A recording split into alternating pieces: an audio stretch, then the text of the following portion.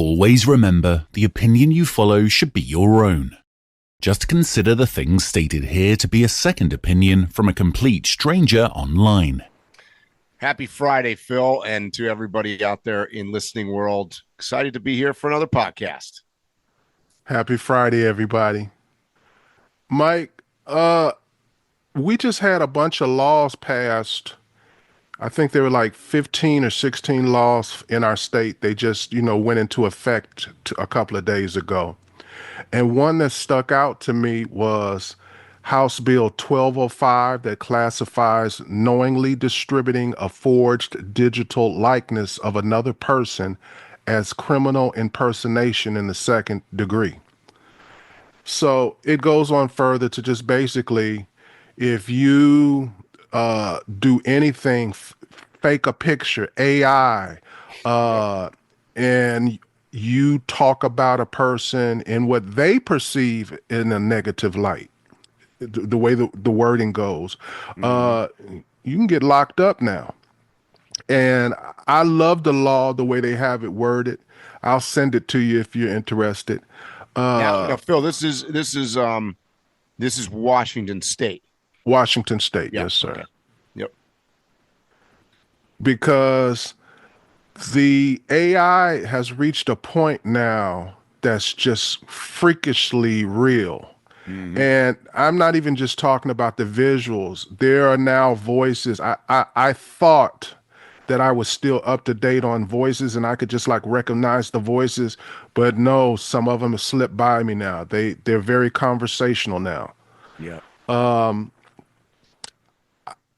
I don't know of any other state that has a law like this. If it is, I'm thinking that there's only maybe a handful or less.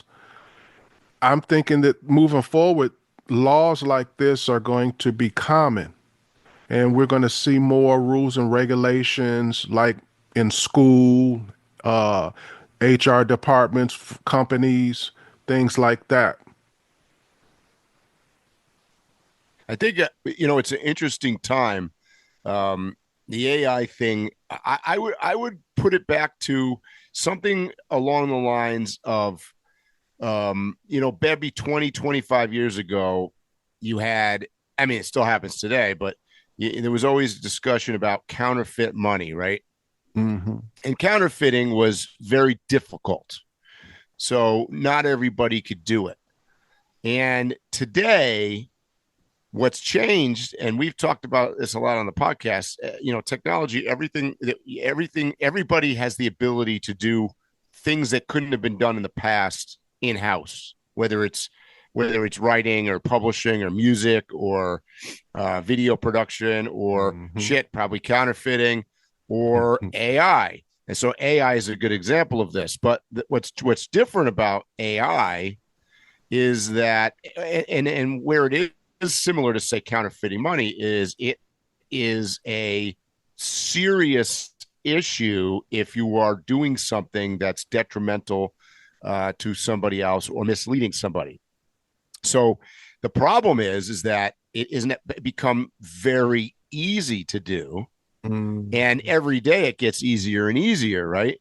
So I agree with you. Like, you can watch shit. I'm getting to, I'll be totally truthful. I'm getting a little tired of AI just in general, because if you scroll for 10 minutes through Facebook or TikTok or any of the social media platforms, you're going to get some kind of videos of, I saw yesterday an avalanche that came down and hit a bunch of people, or you get a video of devastation of a flash flood or whatever. Lots of different scenarios.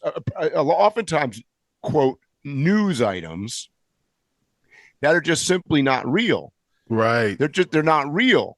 And originally, when AI, particularly videos first hit the scenes, you'd watch it and you'd be like, okay, that doesn't, everybody's got three legs, or, everybody's missing hands, or, what I mean? Like, there was always something wrong with it. It was glitchy. But now I got to tell you, now you'll get some videos and stuff that you'd swear to God are real.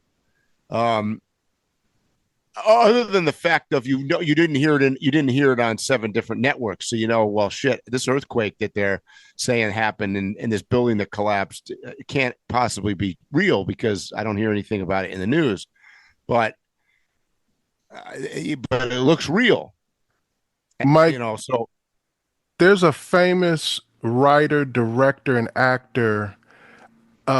He was a fat guy. I can't think of his name any longer. He became a spokesman for a wine company. Oh yeah, I know who you're talking about. But before he got into, can't remember now. Yeah, before he got into movies and television, he was in radio, and he was part of a historic radio broadcast that was about a Mars or an alien invasion. And there was a portion of the country that actually believed it.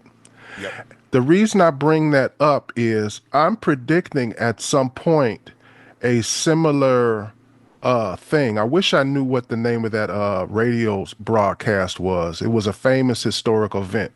You know what I'm talking about, right? I know exactly what you're talking about. I can't want to say Lorne Michaels, and it's not Lorne Michaels. Oh, I'm trying to remember the guy's name. But the point I'm making is I believe that there's going to be something produced that's going to create some kind of hysteria that's going to cause harm. Yes. Physical and financial. And potentially economic or political as well, because I mean, yes. Some of these things, we talk about this a lot where we think people are dumb, and unfortunately, I'm going to stand by the fact that I think people are dumb, and I think people ultimately are going to believe some cockamanian story that occurs and take action because of it. Yes. I'm thinking about, I watch a lot of documentaries and movies about the White House and being in the war room making decisions. And a lot of those big decisions, maybe to take the drone shot or not, are made by, hey, we have this footage of him doing this or whatever. What I can see people faking that and faking it at different levels. It could be sabotage. It could be. It's one thing if I fake it to you and I show you something, but it's a whole different thing if, let's say, like you said, it was hacked into and the Secretary of State get this video and it looks like one of our warships just got attacked in Yemen or something. You know what I mean? Right. So, and that's my point. It could be sabotage, but it could be our government wanting to make us feel a certain way about a war. I mean, they've done it before. Russia is a good example of that. This is how they run their entire campaign. Yeah. So this can turn out to be very, very, very dangerous. And we have a society, especially here in America, that are very emotional and irrational about things. Often we get the first bits of information about something and the masses overreact. Yep. Almost on every item, for sure. We're very gullible. Speaking of overreacting, Mike, I need a little moment to kind of air out something. Okay. Katy Perry, Lauren Sanchez, and Gayle King were part of a crew that completed their Blue Origin flight on Monday. Yeah. Before I get going, what do you think about that? Oh man, I'll be honest. I didn't think a whole lot about it at all until I, inevitably was spending some time online and listening to some other people, and then there were several things that were brought up by various parties, and I'm just going to call them parties for now because I'll try to leave politics and opinion out of it, but. One of the first accusations I saw was that this was like a PR stunt from the standpoint that, well, I mean, so let's do a comparison. Somebody said this. They summed it up pretty well, I thought. What do you think the two astronauts that got stuck up in space on the space station for almost a year thought about all of the hoopla about these people going up what amounted to be for about 11 minutes? Not even in space, by the way. Right. The all-female crew spent just 4 minutes in zero gravity space and took much of the time to mug for the camera inside their space capsule. Yeah. Yeah. And then landed and kissed the ground and all sorts of other dramatic stuff. So the contrast I found to be a little bit overplayed. Now, I at risk of bringing this up, I don't know if you've seen any of this controversy about whether people are there's some conspiracy theories thinking the whole thing was faked or staged or whatever in the first place, because there was a moment on camera where Jeff Bezos, I know there was a moment where they opened the door of the capsule and then closed it, and then Jeff Bezos came to open it. So, there was some argument, there was discussion online whether or not those capsules can even be opened from the inside. So was this a real capsule? The windows appeared larger than they're supposed to be. I don't know. I mean, I don't know anything personally, scientifically about this, but it didn't look like something that could survive the flight. It did not. It was almost all windows. Yeah. And the other, what it reminded me of? It looked like one of those Dometic tents that you fill up with air. Yes. Well, here's the other problem I saw. I don't know if you watched some of the video. Well, I watched pretty much what I think to be all of the video that came out of there. And there was a lot of social media posing for cameras on board.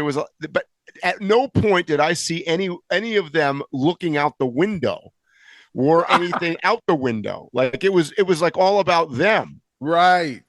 So I don't know, man. Mike, I'm not a conspiracy guy, but man, I don't know. This whole thing seems weird. I have no problem with any entrepreneur taking the Barnum and Bailey approach about his product. And that's what that was. I don't have a problem with them kissing the ground and acting like they did something great. Any of that. It was a marketing stunt. Right. My issue starts at the point where the media becomes a partner in that. Yeah. And not only that, when I juxtapose the media coverage for this, when you couldn't find coverage on the astronauts, and that was like a real story. That's the kind of story they write a movie about with Tom Hanks in it. That's right. Except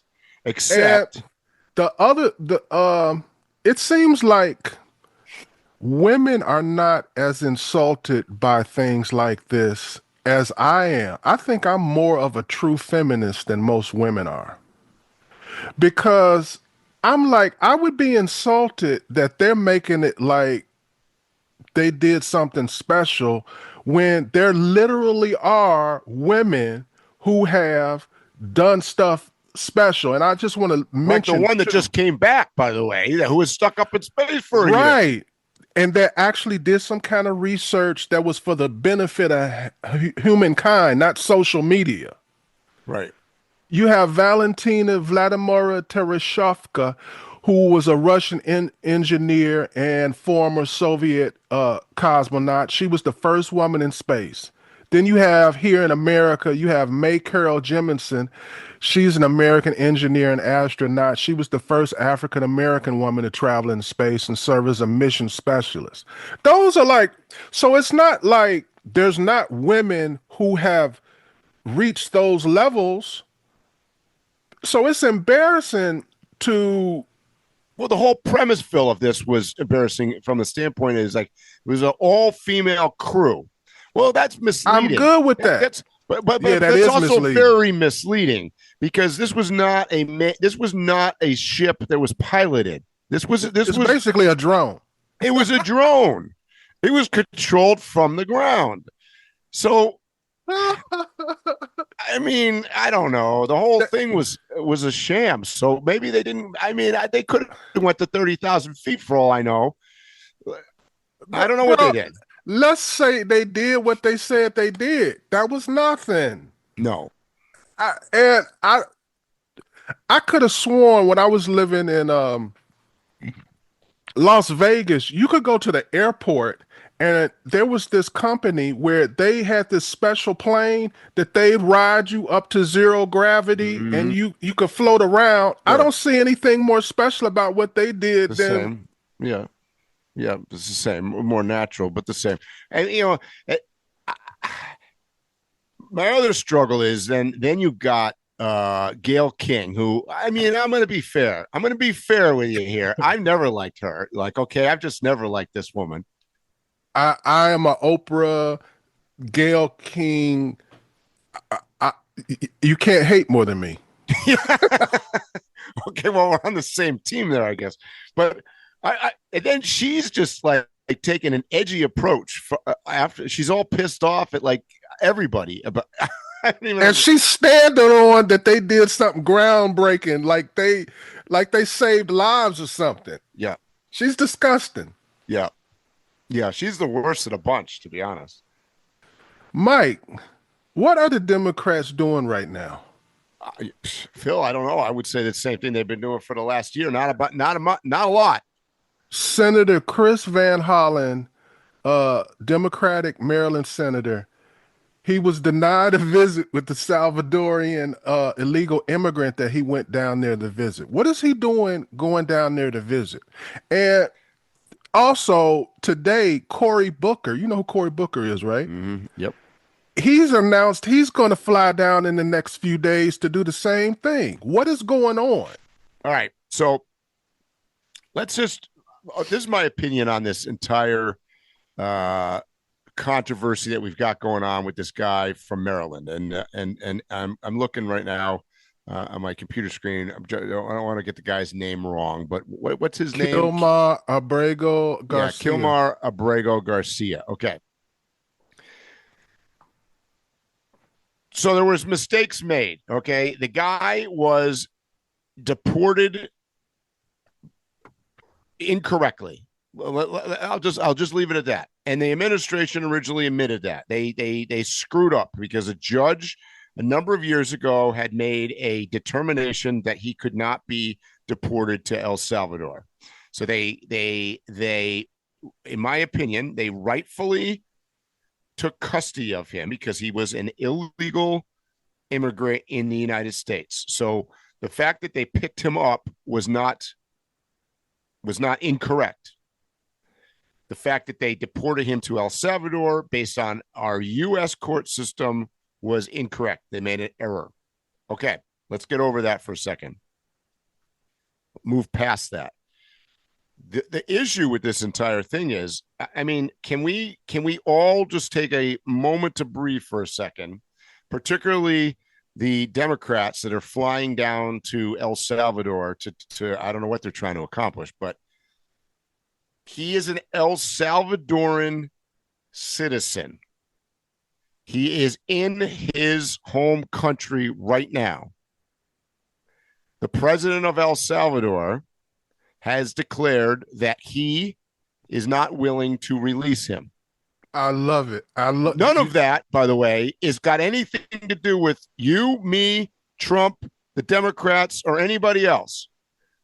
Like, we are Americans, we are America, and we have nothing to do with this. I don't think people are missing the point about this. Is that he is not an American. He is an El Salvadorian citizen, and he is in El Salvador. Whether he's there because we screwed up and put him there, or he went there on his own, or somebody else, that's irrelevant at this point. And I think it's been stated that if he was released and sent back to the United States, which, by the way, would be illegal, as the president of El Salvador has correctly brought up, that would be called smuggling, because he's not granted. He's not a legal he has no legal path to America. So the only way that he could get here would be illegally a second time. We could pick him up and ship him out again. So that, to me, that seems nonsensical for the media to pick this up and say he is a Maryland father of 3 children who is missing his kids and his wife. This is once again back to the emotional drama part of this whole thing. And by the way, I'm not suggesting that isn't all true, but that isn't the point here. The point is that he is in El Salvador, and we don't. It is super pretentious, particularly on the part of Democrats right now and those Democratic senators, but really on the part of all Americans, to think that we have some control over El Salvador. That's a sovereign nation. So let's take a step back here. Stop being pretentious. He's not. We don't control the world. I agree with everything you said, and I'll take it a step further. It's been confirmation from different law enforcement organizations by different judges in different states, all that he is a MS-13 gang member. And I could have sworn that we made MS-13 a terrorist organization. So why that's Trump's argument? I agree. No, well, what I'm saying is that's Trump's argument for the fact that he shouldn't be in America. So right, wrong, or indifferent, but he shouldn't be in America because he wasn't granted legal citizenship or legal right to be there. So whether or not he's in a gang or not is irrelevant. There is a fair amount of proof to say that he is, which he is in a gang. And I saw last night that his wife, who's been defending the shit out of him and trying to be on TV, tried to get a restraining order, right, and about a domestic violence incident and stuff. So I mean, these are things that the media is not, once again, fairly covering, because they never do. But I just find it interesting that all of a sudden we have a bunch of, quote, Americans, particularly American leaders, flying to El Salvador. For what purpose? That's where my issue starts at, Mike. That's where I don't care about none of the other stuff that you was just talking about. I agree with everything that you said, but issue comes for me that a United States government official is going out of his way, going out of the country to look over the welfare of a non-citizen. Right. I don't care if he's illegal or legal or whatever. Right. He's not American. Correct. You not voted in to have that person on your agenda. Right. Now, if you're saying I'm going to take a couple of weeks off and I'm going to do this in a non-official manner, not using my title or any of that, go do your thing. But as a United States official, as a senator, I feel like you are derelict in your duty. I believe there should be some kind of impeachment for that you should be able to lose your job. I got to imagine that. I mean, I don't know, but I'm also assuming that it's probably taxpayer funded and flying there. I believe that he probably didn't, because people were talking about it before he left. So he may have like, got George Soros to pay for it. Right. But that's my problem more than anything. I don't be caring about the details of any of these situations. Why are you picking their side? Now, and either you an American or you not. Because if I go somewhere, take the same story and don't even make me a gang member. Make me a good person. And I was in another country illegally, and I had a kid with one of your citizens and married them, and y'all decide to send me back to America. That's just the end of it. Right. Yep. That's just the end of it. I know, and that's the point that's being missed here is that if we're gonna, so you've got, and I'm not picking on the Democrats entirely on this. It's not just them, but for them, for a group of people to say, you know, I mean, on one side they're arguing against being an isolationist country, and then on the other side of this argument, you're basically having a bunch of guys saying that we should be controlling the world and be involved in it. So, like, you got to pick your poison here. I mean, the reality is that this is not an American issue. We messed up, and we should not have clerically done that. But by the way, that was a court order. Okay. One could argue that the judge that initially said that he could not be deported to El Salvador was in the wrong from the standpoint of he's an El Salvadorian citizen. The fact that his life was threatened in El Salvador, not to sound inhumane, but is not really part of our agenda, right? I mean, that's an agenda. It should be the agenda of the Salvadorian government to protect its citizens. Exactly. Pure. Exactly. And that's my point. So we tried to do the right thing, I think, in saying, look, we could, if this guy's getting deported, send him somewhere else so he's not killed by a gang. We tried to do the right thing. We screwed up many years later here by sending him back there. I can understand how that would happen because you pick up an El Salvadorian and he's there illegally. That's where I would send him to. But it happened. And this once again, this is I mean, I feel like a broken record, but this is kind of like another big nothing burger. I feel like this is once again, it goes to what I'm now deeming the Phil theory on democratic politics. It's you're picking the 20% loser again. They're doing the same thing. This is a loser. This is a nothing burger. You're not going to win this, right? You're not going to win this.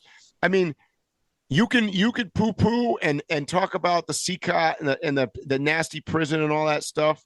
But at the other, what are you going to just close your eyes and ignore the fact that El Salvador is the safest country in Central America, that it turned the situation around in less than 4 years, that it has taken many bad dudes off. I mean, have you seen pictures of that prison? And you look at those people lined up, all bald heads and all the rest of the stuff. Every one of them, almost every single one of them has the trademark gang tattoo on them. All over. Yes, this is not made up or bullshit or whatever. This is real shit. And I mean, the story that I heard, when you read the facts, when you delve into this situation, this guy, when he was picked up in 2017 or 19 or wherever, he was hanging out in a parking lot of Home Depot or wherever with 3 other guys that were gang members. Yep. They had a bunch of money and drugs on them. So, I mean, you're painting this guy like he's like the innocent whatever, but that's not a reality. And the problem is that he does not have, he has rights being on American land. That is true. But one of the rights is we have the right to deport him. Amen. I mean, he could have been deported way back then. And it basically was by the way, it's a clerical error that he's still in the United States, because what they did was they decided that he was deportable, but he couldn't be deported there. And then there was no action taken. So he was basically roaming around the streets for the last 5 years in limbo. Like a lot of people. Like a lot of people. So, I mean, I don't really get, I feel like the Democrats have signed up for the 20% program on this again. I agree. So, Mike, this is a good week. And it's a good segue. We're going to get this all cleared up by the Supreme Court sometime in the next week or two. The argument for birthright citizenship is going before the Supreme Court starting today. Yeah. I'm all for it. I'm excited to see how it turns out. I would like to give you an analogy for citizenship in the way I feel about it, Mike. Okay. If someone were to ask me how to explain what I thought about the United States citizenship, I would say it reminds me of a sports hall of fame. Pick any sport, your favorite sport that has a hall of fame. It's not everybody gets to get in. And in order to get in, you have to have certain qualifications, and not just qualifications, because there's other people that make the team that don't make the Hall of Fame. You know, you could get a green card, you could maybe come here and work for a year or maybe come get educated, but to be a citizen, that's the Hall of Fame. Yep. And just like how the Hall of Fame in most sports has changed to a point now where you're starting to see people get into these Hall of Fames and you're like, he wasn't that good. He wasn't. And that's what is happening with U.S. citizenship. We are diluting it by allowing so many people that shouldn't be here enter and making it so easy to enter here. When I was young, I went to Japan, and it left an impression on me so strong that I contemplated moving there. This is like my 20s, early 20s. Mm-hmm. And my only deterrent was how much money I had to come up with if I was going to move there and become a citizen. And then I went on to inquire and come to find out that that's pretty much standard in most countries, that you got to come with, you have to be able to show them that you are financially fluid, you are stable, and you have to contribute to that country in some way starting from the very beginning. Well, so to me, becoming a citizen of the United States is a privilege. And throughout time, that has always been the case. And we have been very open to taking people from all walks of life in all countries and whatnot. And I fully support all of that. But at the end of the day, the number one role of government is to protect the country and protect the borders, right? And I know that sounds like a libertarian statement, but that's me, I guess. But I mean, so and who you allow in is part of that. And as you said, Phil, I totally agree with you. All countries pretty much have that same mentality. I'll use myself as an example because I am currently what I would call on a path to citizenship in Mexico. So for those of you that are not aware, I've been coming down to Mexico for the last 5 or 6 years continuously, spending almost half of my time here.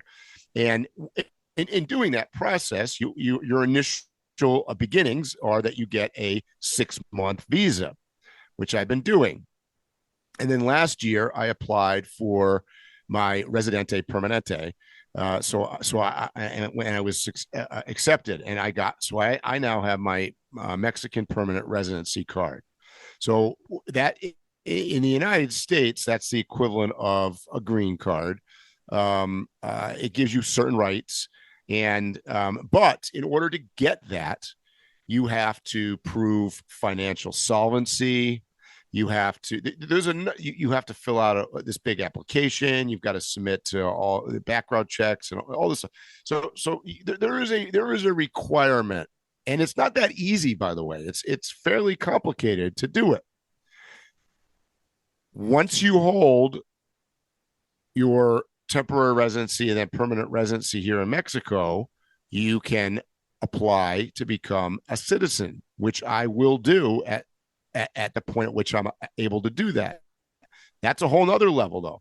You've got to be fluent in Spanish in order to pass the test to become a citizen.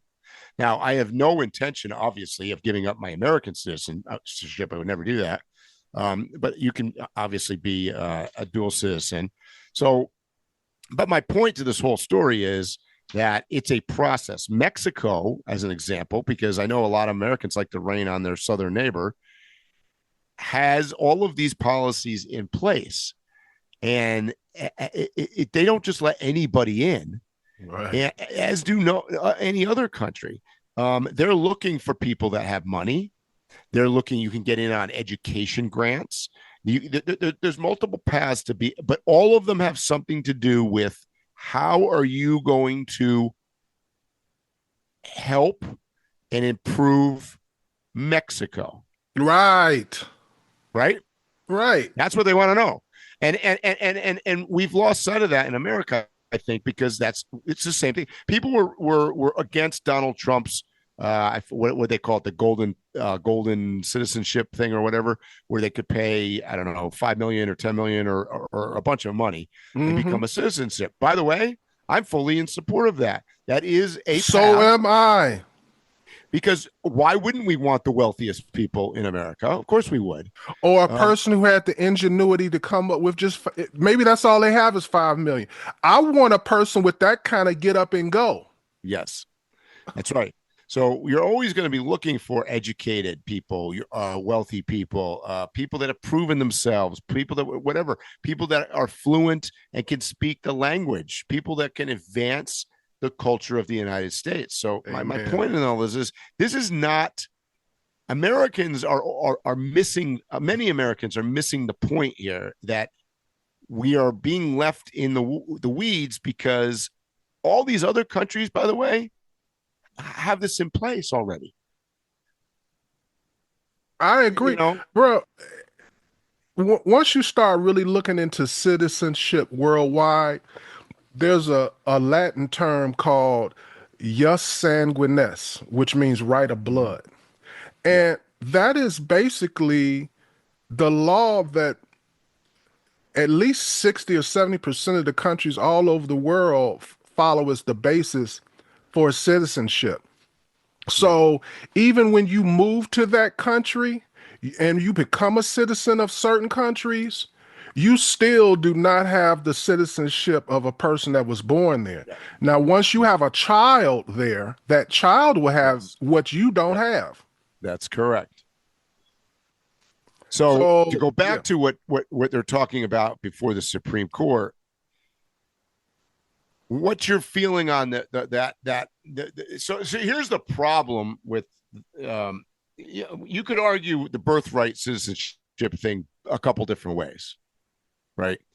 I get both sides' argument on this a little bit, and one of the challenges that our immigration system has gotten bogged down with is that for many years now, it's if you were able to run, walk, hide, sneak across the border and be on U.S. soil, suddenly you have some kind of right towards a citizenship thing. And that is simply shouldn't be the case. It shouldn't be the case in any country, right?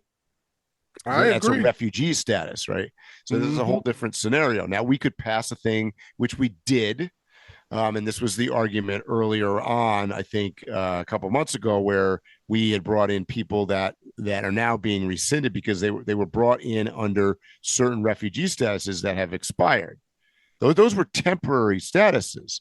Those people were supposed to come in under that status, and they were, quote, legal, but they were supposed to apply for a continued legality, and they did not.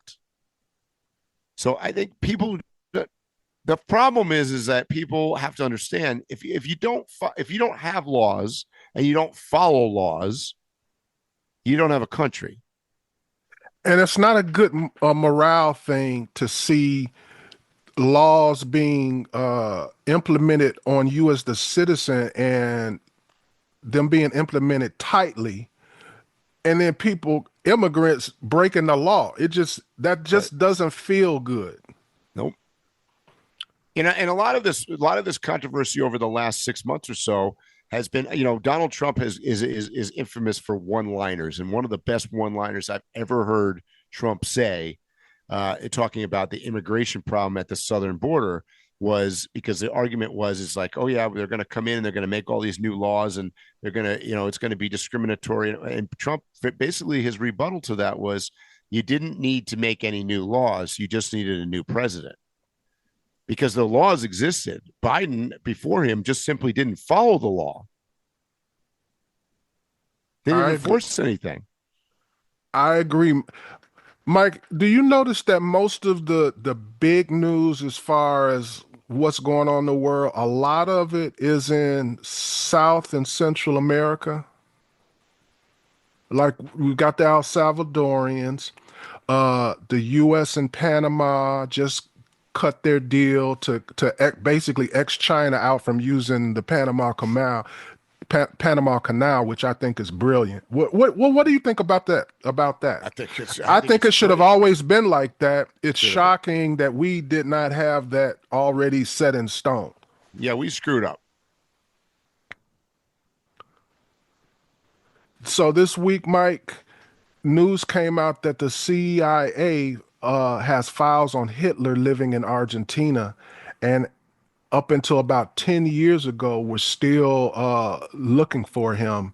And Argentina was one of the places that they thought he may be. They had strong evidence, not 100% accurate, but they had strong evidence to believe that that was a cadaver left in Germany and that he escaped to Argentina. Well, so lots of Nazis did. Yep. Lots of Germans went to Argentina. That's one of the biggest immigration stories in history, to be honest. Argentina's full of that. Yes. I don't know enough about my math skills aren't good enough. Like, if could he even be alive anymore? He'd be too old, no? No, but they like to close cases. Yeah. Sometimes they know, but they keep the case open. They may have found him. You never know, bro. We'll be dead when they tell the truth. Yeah. The truth always comes out, though. We've talked about this before. It's slowly, like even the past election thing with the Biden and Harris and the internal Democratic Party nonsense that went on. It's all coming out now. There's multiple books, and there's going to be a bunch of movies, and people are talking, and so you can only keep something quiet for so long. COVID is another example of that. At this point, we kind of know it came from China. We know it came from a lab. Like, that was denied for months and years. You can't keep a secret. Ultimately, history resolves itself. I think we're waiting on right now. We've got stuff with JFK just came out as well. The assassination there, a bunch of stuff that was clearly something going on. Yeah, but something tells me it's going to end up being like every bit of information we ever get. It's going to be a lot of stuff redacted. Yep. Even though, I guarantee you everything you want to know is going to be redacted. Yeah, usually that's the case. Because there's only by the way, I can't believe there's anything from the 60s that could be a security threat today.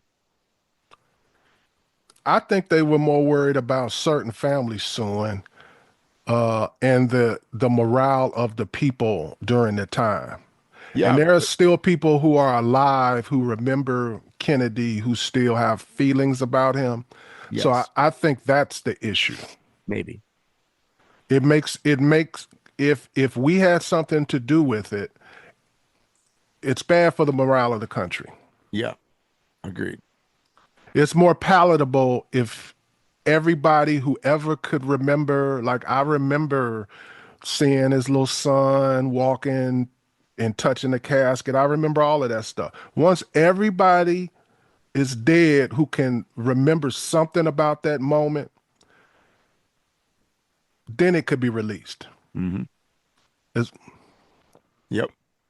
Mike, are you familiar with what's going on in China? China has been basically, they have warships that are practicing around Australia. And they're not just like normal doing their normal warfare practice where maybe they do it for a month or so and leave. They're just going around Australia, just going around Australia. A side item to that is I can't think of the name of the submarine, but we have like 5 submarines that can like stay underwater for like 3 to 6 months. Yeah. One of them is in Australia, but it's not ready to go out into the water yet, but it's there because of the Chinese presence. This has all happened, and we also tidied up our deal with Panama, which would be a waterway from those waters if they were to want to cross over to the other side of the hemisphere. I think we are preparing for war. I think there's too many little pieces that all say we're preparing for war. We're trying to pull back our I believe the tariffs are like a smoke screen for us pulling back our manufacturing here to start. I mean, I do think we want to beat out China. I think if there was a war, China would go down very quickly. I think China is in worse shape than Russia. I mean, they're not a significant force. Yeah, but it's 350 million of us, and they got over 1 billion. There's a lot of people for sure. And their country will be far more reckless in their lives to keep their empire going than America. Well, they're certainly reckless. I mean, look at Ukraine's been marching around Chinese soldiers that they captured that were fighting for the Russians. So China's just sending some, they don't care. Yeah, I mean, look at the factories. Look at all those people buying all your clothing and everything that you're getting. That you're always, on one side of the coin, telling me how we're not living our best life and being nice to people, and you're buying clothes that are being made by 10-year-old kids in China. So, I mean, well, something that already paid off for me, Mike. You remember a few weeks back, I was telling you I kept it a secret until I purchased everything. I doubled up on a bunch of DJI items and stuff like that. Yeah. Go on their website now. Pretty much every accessory is 25 to 40% higher. Yeah. They haven't upped the prices on the actual drones. Things like the drones and the cameras and stuff. Yeah. But any kind of accessory is like significantly more expensive. And also when you go on like Amazon and different places, you have to check to make sure that whoever you order from has it in stock. A lot of places don't have them in stock. So things are starting to go down. Mm-hmm. Well, let's talk about that for a second. I mean, this tariff thing, I mean, I said it from the beginning. It's not one of my favorite things going on. And, it does boggle my mind a little bit. There's Trump policies that I agree with. The border, fair share of certain, there's a bunch of things that I think, trying to cut out waste in the government and, various things that I've seen successful. The economic policy doesn't seem that good to me. And, at what point is he going to decide that you're killing the economy, and it's too much too fast? I mean, I don't know. I just... Well, they're never going to consider the small person. If big business is surviving, there'll be no change. But I think it's going to suffer. I think I do too. They're starting to, between automakers and electronics makers, and you've got a couple huge court cases going on right now with both Google and Meta. You've got potentials with both of those companies being split up. So there's a lot going on with big companies right now. Mm-hmm. You mentioned that, like, there are some executive orders on tariffs that Trump has either adjusted or gotten rid of, little minor ones for like Apple, for certain minerals and things like that. So they're making adjustments for some of these bigger companies to keep going. Yep. And I think that'll continue. And as long as like your Fortune 500 companies aren't hurting and he makes adjustments for them to not hurt, he's going to continue on. We'll have $20 eggs if they got to have them. But what's the end game? The end game has nothing to do with all the things stated. It's for all the big boys to get more power. It's for Elon Musk is there because he's hoping to establish more government contracts with the SpaceX and to make deals for his manufacturing for Tesla. And that's the strategy of most of these companies. The people who are actually inside the government, they're trying to be aligned with these businesses so that they can trade illegally and become millionaires. So it's a rigged game, man. Well, I mean, it's always been a rigged game on both sides. I mean, I saw an interesting article the other day, you know, they were talking about insider trading because of the manipulation of the stock market and Trump, you know, tweeting out good time to buy, blah, blah, blah. By the way, what they didn't tell you in the article, because it was an attack, I think, on Marjorie Taylor Greene in particular, who I'm not a fan of, but what they didn't tell you in the article is that this was released out to both sides, and there were a bunch of investments and sale and purchases made by Democrats as well. So this wasn't a set the stock market up so Republicans can get wealthy. Oh, no. I mean, that's where the media misleads you. Mike, did you hear about Trump signing an executive order to establish a government Bitcoin reserve? This happened a few weeks ago now. I wanted to talk about it earlier, but we ended up talking about other things, and this keeps getting pushed to the side. But I'm really curious what you think about this. I think it's a way to control the cryptocurrency. Yeah, because the idea of cryptocurrency was going to be not government involvement, right? So this is counter to that. And you got to remember that government has long been trying to sort of eliminate money, currency in, you know, because that's a way you can control everybody if it was electronic, right? So, yeah, I mean, I see a lot of things that make me nervous, particularly as somebody that's like libertarian, likes to live off grid. Well, this is much government involvement in general. This is my question, Mike, because I mean, I assumed only two things could happen with cryptocurrency: either what's about to happen, or it was going to be eliminated, and no other options. Yeah, it had nothing to do with what was that right it's or wrong. Not going to be eliminated. Right. So my question is, why does the government have the right to create a SEC crypto task force? That's the first thing. And should the government be able to interject itself in finances outside the constructs of the government? Particularly cryptocurrency, which is outside the confines of the country altogether. It's often very international. I have an issue with this in so many ways.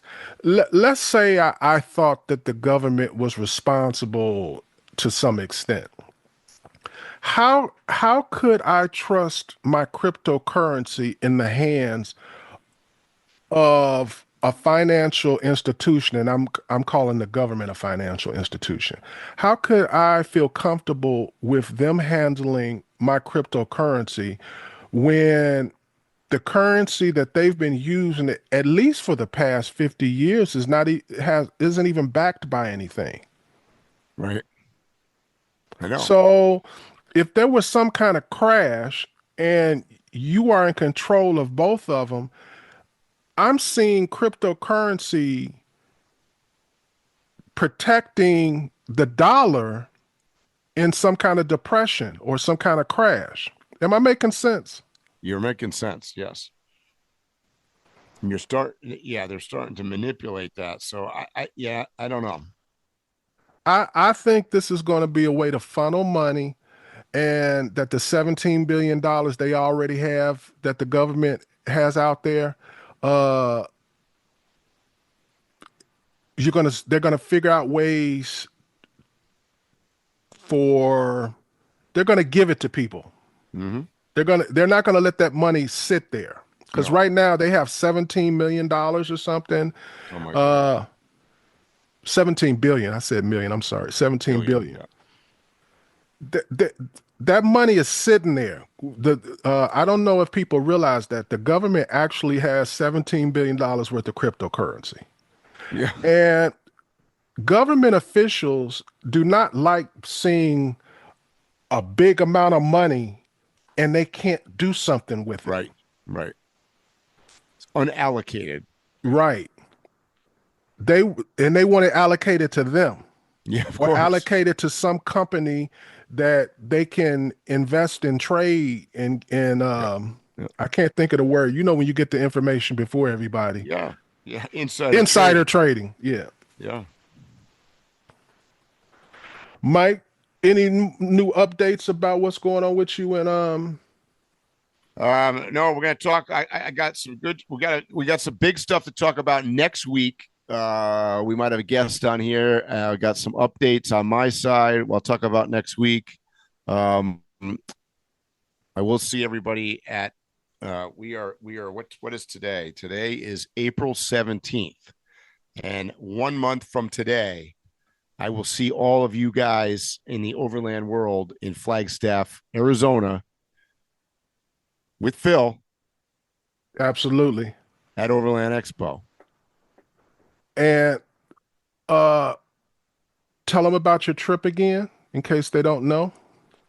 So Monday the 19th, which is immediately following Overland Expo, myself and 8 other participants are taking 8 vintage vehicles on the backcountry discovery routes of both Arizona and New Mexico on a 2-week trip.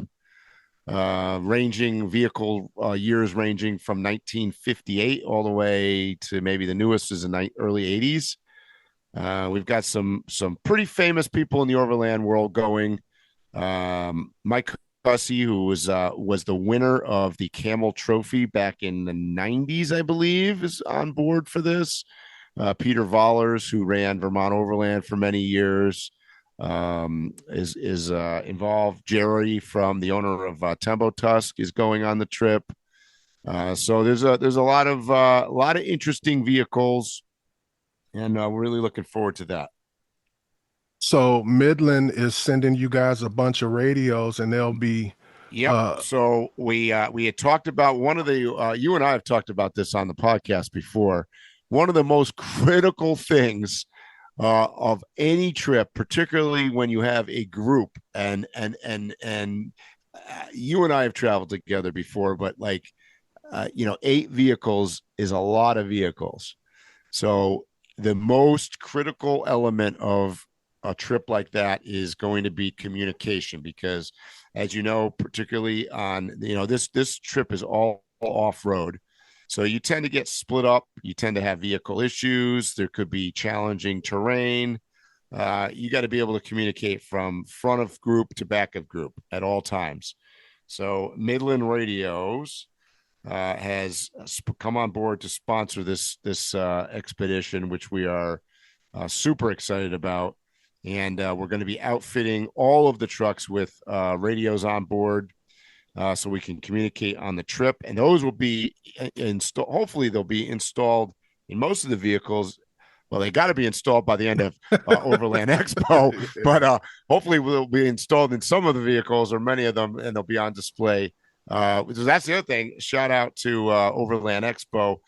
They have created a special space for us in the quad area. If you're familiar with Flagstaff Overland Expo, that is the middle of area where all the big players are.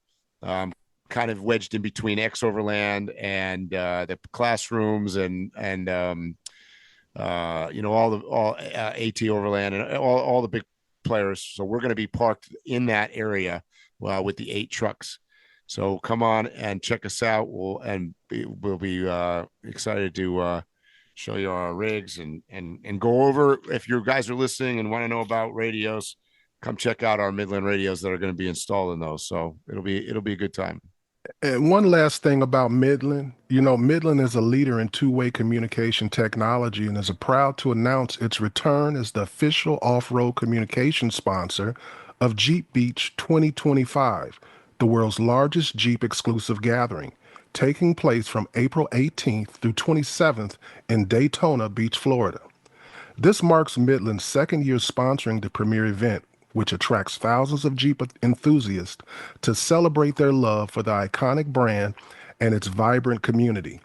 The event offers a thrilling lineup of activities, including off-road adventures, cruising the drivable beach, and shopping from top-gear vendors like Midland. Attendees can also check out the legendary Daytona International Speedway and drive their Jeep through the challenging obstacle course. As the official off-road communication sponsor, Midland ensures Jeep owners stay connected and safe, even in the most remote locations where cell service is unreliable. Midland's high-performance communication solutions and accessories provide off-roaders with reliable, long-range connectivity, no matter the terrain or conditions. And just one last thing, guys. Midland will be showcasing its latest gear at Cracker Ranch Off-Road Park on April 23rd through 24th and at the JB25 main event and vendor show located on the Speedway from April 25th through 26th.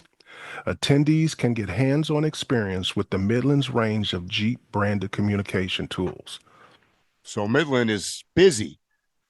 For more information and registration details on Jeep Beach, visit www.jeepbeach.com. All right. One of these years, I'm going to go down there. My friends, Light Bright Nation, go there all the time, and I want to hook up with those guys at some point and hang out down at Daytona. It would be fun. All right, guys. You know what I'm going to say. Stay safe, tread lightly, and hopefully we'll see you here or on a trail soon. You have been listening to Waypoint Overland's Random Waypoints. Like, subscribe, and stay tuned for more.